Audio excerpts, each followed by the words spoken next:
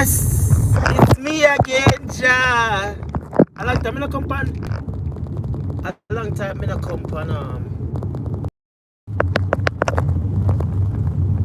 Yes, my Jamaican people. First, I want to say my deepest, sincere condolences to Donna Lee family. My condolences. Yeah? And now that the police boy, Noel, is charged with murder, it's a good day and it's a good look. While it's a sad one because they don't find Donna Lee's body as yet. So her mother can actually give her a proper funeral. But what I'm here to really say to the Jamaican people and to the Jamaica government, we the diaspora, we are watching. We are keeping a close eye on your Jamaica and the Jamaica government and the Jamaica police, because we see the corruption is so rampant. We're watching. The international community is watching as well. And what I want to say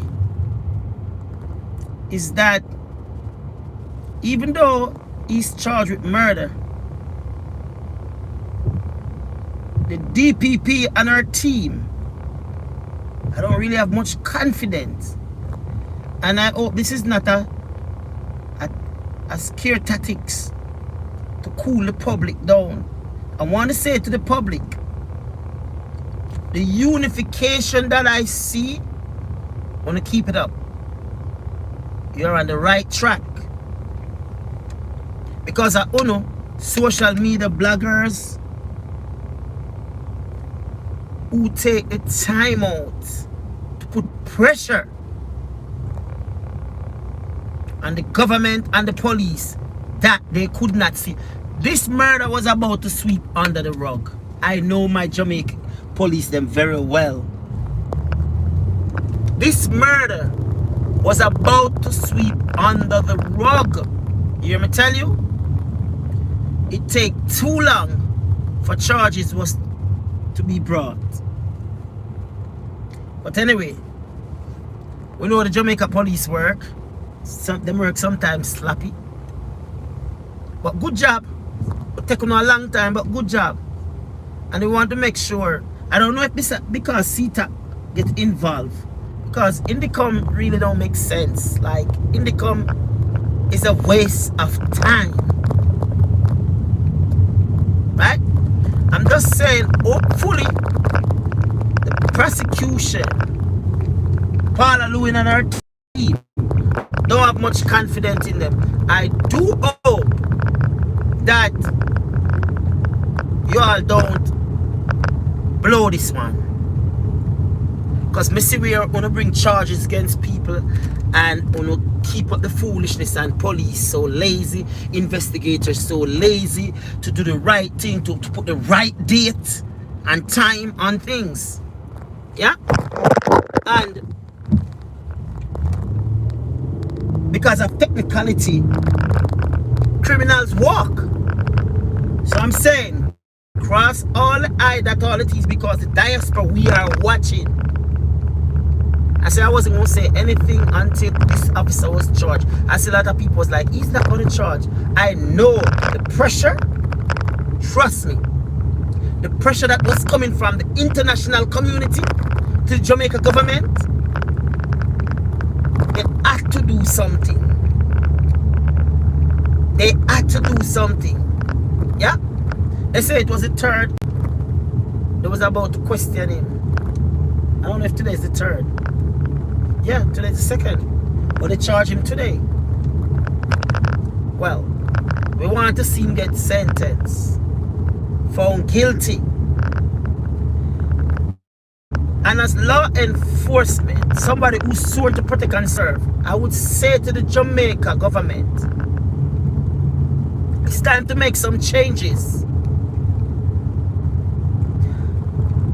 It's time to make some changes, and real changes. I've been calling on these changes for long enough now, before social media was even this prominent.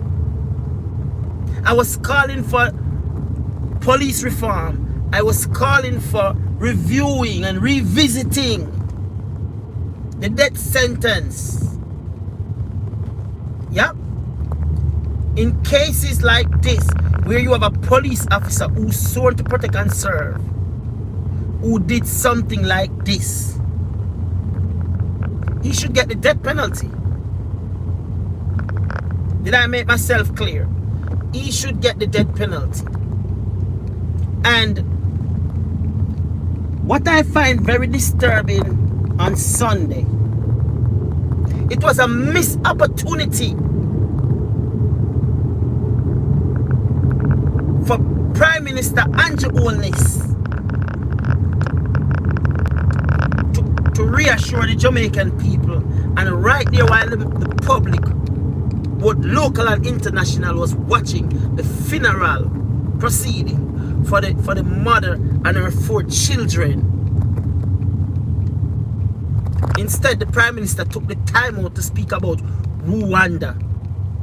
The Prime Minister obviously recognized that there is a problem in Jamaica, and that Jamaica have a serious problem, which is crime and violence. And I would expect the Prime Minister, I was looking forward for the Prime Minister to use that occasion to say to the Jamaican people that we as a nation, a traumatized nation, who need anger management and counseling and conflict resolution. I was hoping the Prime Minister would go somewhere there and then implement or reassure the Jamaican people that we are visiting books and we are making recommendation, and we will be making and adjusting the right punishment for the type of crimes being committed against our women and children, against anybody.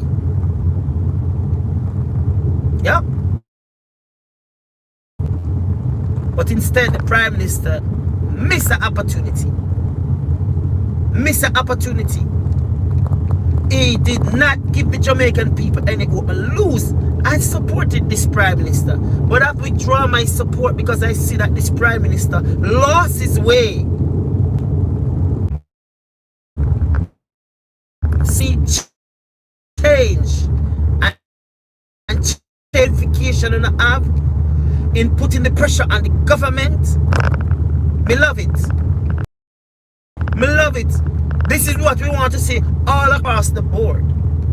And we don't want to not only put the pressure on for only when people have status. Let's put the pressure on for Chantel. Her husband, who was the last person, seeing her migrated with the children, and now her body is found after a few months. Yeah? So let's put the pressure on that one too. We have to put the pressure on the Beachy Stout for Beachy Stout to be arrested. And there is lot of ways to implement different kind of strategy. We all know Jamaica police corrupt. East Kingston me from. Volatile East Kingston. And we all know the Jamaican police is very corrupt. And what I want to say to CTAC, Indicom, make some changes to the department, because we have people in there that is corrupt and they're not there to really serve the Jamaican people. They are there to cover for corruption. So what I want to say to the Jamaica government, the relevant authorities, the people who is there to make changes, when you have a crime like this, and you realize the police is dragging their feet, come on, Just know somebody get paid to do that.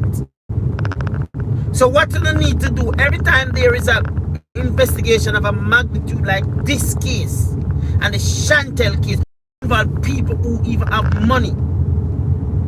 Right away, have a separate investigation taking place. So that means this police won't take no information from him more than you gather it, but you ain't going to rely on this, on the investigating officer from this area that have the case, because sometimes them get paid off to let the case just fall apart. They know what to do. So if you have an independent body that is investigating the case with the levels of powers that this officer have, who is investigating the case, and you see the case are drawn. Notice you have some cases in Jamaica drawn for 10, 20 years, you know. Yeah? Look at Ninja Man case, perfect example. Perfect example of what I'm talking about. So, have an independent body that is investigating these cases without even we the public have a call upon them. Once there is something, a crime go on, and we have this team that involves certain people of status, people with money involved, people with reputation, you have a body that go in and investigate to make sure the investigating officer didn't get paid off for mess around with the case. Because that's what some of them do, I'm telling you. Me know that. Me have first hand experience of it. Yeah? No word of mouth. So,